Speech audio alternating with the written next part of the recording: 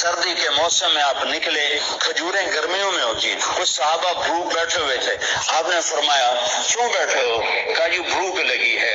آپ نے فرمایا مجھے بھی بھوک لگی ہے۔ کافی سارے اکٹھے ہو گئے جن کو بھوک لگی تھی، تو آپ نے حضرت علی سے فرمایا علی یہ سامنے کھجور کا درخت ہے، اس کے پاس جاؤ اور اس سے کہو تمہیں اللہ کا رسول حکم دیتا ہے ہمیں تازہ کھجوریں پیش کی جائیں۔ ہائے ہائے، جس کی درخت مانے اس کی ہم نے نہ مانی۔ حضرت علی نے آگے یہ نہیں کہا یا رسول اللہ اب تو سردی کا موسم ہے، اگر حضرت علی یہ کہتے تو اگلی برکتوں کا دروازہ بند ہو جاتا۔ حضرت علی نے ایک دم اٹھے دوڑ لگائی اور کھجور سے کہہ رہے کھجور کے درخت، اللہ کا نبی کہہ رہا ہمیں تازہ کھجوریں پیش کی جائیں، تو رب ذوالجلال کی قسم پتوں سے تازہ کھجوریں ٹپ ٹپ گرنے لگی، ساری چادر بھر گئی۔ آپ نے صحابہ کے سامنے پیش کر کھاؤ، سب نے کھایا۔ یہ میرے نبی کی نبوت ہے کہ بے جان پر بھی نبوت، جاندار پر بھی نبوت، مردہ پر بھی نبوت، زندہ پر بھی نبوت۔